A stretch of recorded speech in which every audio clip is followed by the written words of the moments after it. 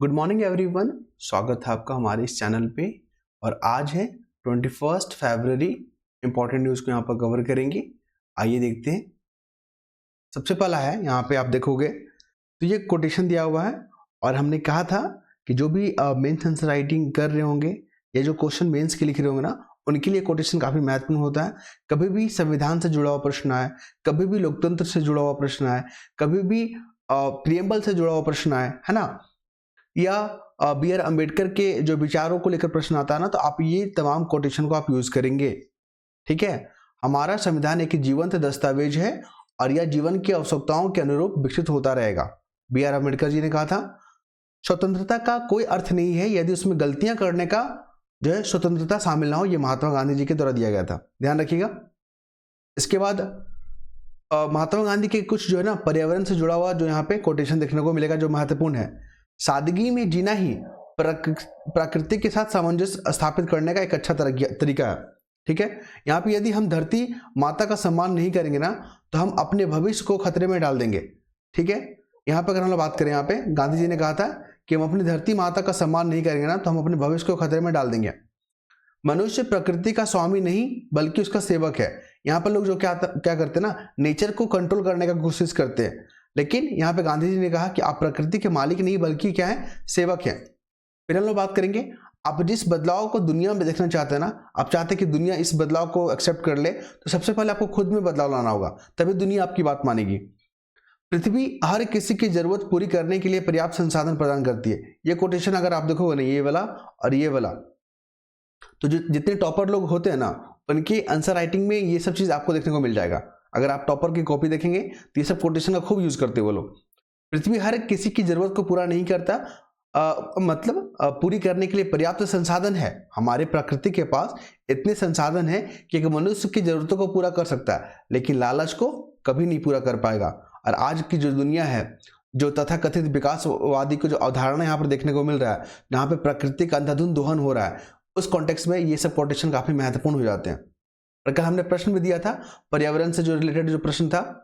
आज हम लोग ग्लोबल वार्मिंग के बारे में चर्चा कर लेते हैं कि ग्लोबल वार्मिंग को कम करने के लिए कौन कौन से कदम उठाए जा सकते हैं। देखिए, ग्लोबल वार्मिंग क्या है। अगर जो पहली बार आंसर लिख रहे हैं, जिनको डर लग रहा है लिखने से आंसर, उनके लिए सिंपल तरीका क्या है कि आप गूगल या जो भी बुक फॉलो करते हैं, वहां पर ग्लोबल वार्मिंग का डेफिनेशन देखिए क्या लिखा हुआ है, आप उसको लिखिए पहले। ठीक है। जैसे ग्लोबल वार्मिंग क्या है, जो यहाँ पे आप धरती पर जो टेम्परेचर देख रहे हैं, वो औसतन से क्या हो रहा है, बढ़ रहा है ना, उसी को ग्लोबल वार्मिंग कर रहे हैं। तो ग्लोबल वार्मिंग के लिए क्या कारक जिम्मेदार हैं, तो यहाँ पे आप देखोगे जो वाहनों से धुआं निकल रहा है, जो फैक्ट्रियों से धुआं निकल रहा है, आप जो रेफ्रिजरेटर वगैरह का यूज करते हैं, सीएफसी वगैरह, तो ये तमाम गैस क्या करती है ना, कि जो रिफ्लेक्टेड गैस है जो कि धरती से जो टकरा कर आती है, उसको रोक लेता है।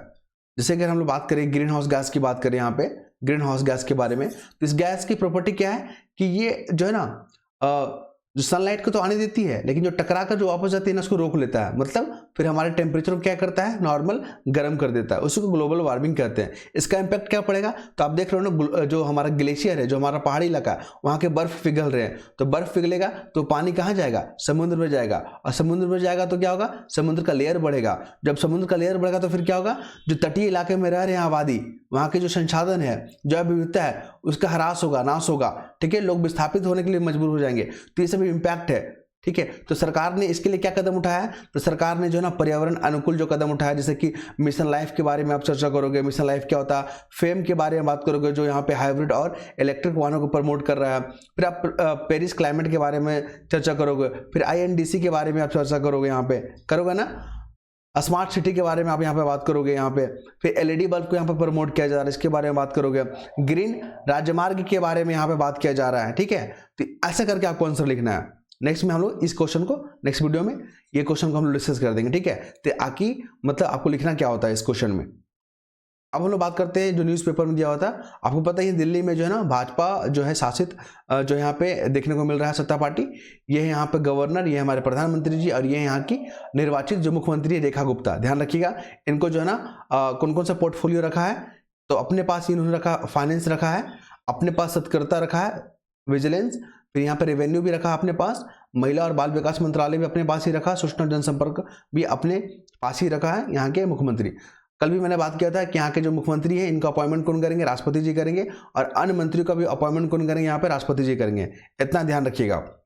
फिर यहाँ पे आयुष्मान भारत के बारे में लिखा गया। देखिए कभी भी गरीबी से प्रश्न आता है, ठीक है, फिर यहाँ पे कि गरीबों के लिए सरकार ने क्या कदम उठाया, तो आप वहाँ पे आयुष्मान भारत योजना के बारे में बात करेंगे। आयुष्मान भारत योजना क्या होता है, तो इसमें जो है ना पर परिवार 10 लाख रुपया का स्वास्थ्य कवरेज यहाँ पे प्रदान किया जाता है, ठीक है। नेक्स्ट मूव पर यहाँ पे देखिए हमारे जनजातियों का काफी महत्वपूर्ण योगदान है हमारे अर्थव्यवस्था में, है ना, और वो समाज के जो है ना हाशिए पे रह रहे हैं। तो जो जनजाति जो है यहाँ पे जैसे पीवीटीजी हो गए, पीवीटीजी कई बार यहाँ यूपीएससी ने क्वेश्चन पूछ लिया कि इसमें कितना ट्राइबल शामिल है, तो 75 ट्राइबल को इसमें लिस्टेड किया गया। अभी कुछ दिन पहले आपने देखा होगा कि जो अंडमान निकोबार में जो ट्राइबल है वहाँ की जारवा कम्युनिटी जिन्होंने पहली बार जो है ना वोटिंग किया है, तो इस कारण से जो है यहाँ से क्वेश्चन पूछे जा सकते हैं कि जनजातीय के बारे में कि उनकी सामाजिक और आर्थिक समस्याएं क्या है, सरकार ने उनको सशक्त और उत्थान करने के लिए क्या योजनाएं चला रखा। तो आप वहाँ पे आदि महोत्सव के बारे में चर्चा करेंगे। आदि महोत्सव में क्या होता है, जो भी ट्राइबल प्रोडक्ट हैं उनके यहाँ पे प्रदर्शन किया जाता है, जो भी पीवीटीसी जो उत्पाद होते हैं उनको यहाँ पे प्रदर्शन किया जाता है। फिर यहाँ पे बाजार लगाए जाते हैं ताकि जनजातीय प्रोडक्ट को यहाँ पे मार्केटिंग किया जा सके। फिर जो यहाँ पे जो कारीगर होते हैं, हस्तशिल्प होते हैं, उनको यहाँ पे प्रमोट किया जाए, क्लियर है। और उनके द्वारा जो खान पान बनाया जाता है ना जनजातियों के द्वारा, उनके बारे में यहाँ पे प्रदर्शन किया जाता है। नेक्स्ट में ऊपर यहाँ पे आर्टिकल में, तो इस आर्टिकल में ना भूकंप के बारे में बात किया गया। अभी आप देखोगे दिल्ली में, बिहार में भूकंप के झटके महसूस किए जा रहे हैं। तो यहाँ पर जो है भूकंप जो है ना क्यों आ रहा है, इसके पीछे कारण बताया गया है कि भूकंप जो आने के जो पीछे वजह है ना प्राकृतिक संसाधनों का दोहन है। अगर आप देखोगे इस आर्टिकल को पढ़े हुए तो यहाँ पे लिखा हुआ है कि जो भूकंप है ना उसके पीछे से प्राकृतिक कारण नहीं है बल्कि मानवीय हस्तक्षेप भी कारण है। अगर हम लोग बात करेंगे यहाँ पे जो प्राकृतिक संसाधनों का यहाँ पर जो दोहन हो रहा है, जो एक्सप्लॉइट कर रहे हैं, आप देखोगे यूरोपियन कंट्री में, वेस्टर्न कंट्री में जो यहाँ पे प्राकृतिक आपदाएं, यहाँ पर प्राकृतिक संसाधनों का यहाँ पर जो दोहन देख रहे हैं हम लोग, उस कारण से यहाँ पे भूकंप यहाँ पर देखने को मिल रहा है। और यहाँ पे जो इसकी आवृत्ति है, जो फ्रीक्वेंसी है, बहुत ज़्यादा क्यों हो जा रहा है, क्योंकि बढ़ती आबादी भी एक बहुत बड़ा पॉपुलेशन, मतलब बढ़ता जो आबादी है ना वो भी कहीं ना कहीं कारण है। फिर प्लेट टेक्टोनिक भी यहाँ पे कारण हो रहा है। आपको पता है ना जो हिमालय पर्वत जो माला बना है वो क्यों बना है, क्योंकि यूरेशिया का प्लेट और भारतीय प्लेट आपस में टकरा गया और यहाँ पे जो ना ये फोल्ड वाला माउंट एवरेस्ट बन गया। लेकिन पहले देखोगे कि जो हमारा जो भारतीय प्लेट था वो ऑस्ट्रेलिया से जुड़ा हुआ था, लेकिन कुछ घटना के बाद ये जो अलग हुआ और ये आगे जाके मूव करते हुए यूरेशिया प्लेट से जाके मिल गया, ठीक है। तो प्लेटेनिक जो मूवमेंट होता है उसके कारण से भी यहाँ पे भूकंप देखने को मिलता है। फिर हम लोग बात करेंगे कि भारत और चाइना और बांग्लादेश के पीछे एक विवाद है। अभी क्या है, चाइना ने बोला कि हम ब्रह्मपुत्र पे सबसे बड़ा, दुनिया का सबसे बड़ा बांध बनाने जा रहे हैं। तो इससे क्या होगा ना, वो पानी को चाइना कंट्रोल करेगा और वो अपने हिसाब से कभी पानी को ज़्यादा छोड़ देगा या कभी पानी को रोक देगा। तो रोक देगा तो सूखा की स्थिति हो जाएगा और छोड़ देगा तो वहाँ पे बाढ़ की स्थिति आ जाएगा।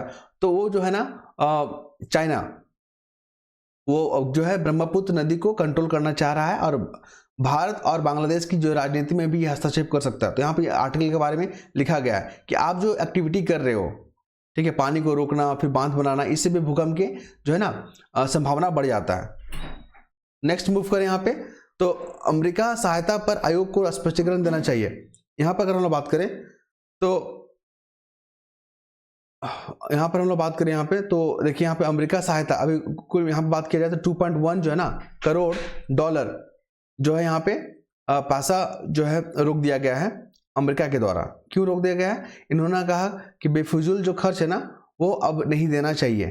तो यहाँ पे सवाल उठ रहा है क्या हमारे लोकतांत्रिक प्रक्रिया में बाहरी हस्तक्षेप था, तो इसी को लेकर यहाँ पे प्रश्न देखा जा रहा है। नेक्स्ट मूव पर यहाँ पे तो ओटीटी मंच को लेकर यहाँ पे काफी न्यूज चल रहा है। ओटीटी अभी क्यों न्यूज में आ गया, क्योंकि यहाँ पे अश्लील सामग्री को प्रसार कर रहा है, तो उसको रोकने के लिए सरकार ने जो है ना आईटी अधिनियम 2021 के यहाँ पे यूज कर रहा है, ठीक है। नेक्स्ट मूव पर यहाँ पे तो हमारा रुपया जो है ना कमजोर हो गया है, मतलब यहाँ पे बढ़ रहा है। क्यों बढ़ रहा है, तो तेल की कीमतों में यहाँ पे कमी देखा गया है और अमेरिका डॉलर यहाँ पे गिरावट देखा गया। नेक्स्ट मूव पर यहाँ पे अफीम वाला एरिया है, इसको देख लीजिएगा। फिर यहाँ पे कोल माइंस वाला एरिया है, इसको देख लीजिएगा, मैपिंग का यूज कर लीजिएगा यहाँ पे। फिर यहाँ पे पर्वतमाला को देख लीजिएगा, पोर्ट वाला देख लीजिएगा, मैंने बार बार इसको डिस्कस किया था। और यहाँ पे फिर है केटू, फिर यहाँ पे मेहस हिल्स, डाफला, फिर नंदा देवी यहाँ पर देखने को मिलेगा। फिर ये पर्वतीय इलाका है जो कि बांग्लादेश न्यूज में रहता है, म्यांमार न्यूज में रहता है। नेक्स्ट वीडियो में मिलेंगे हम लोग, धन्यवाद।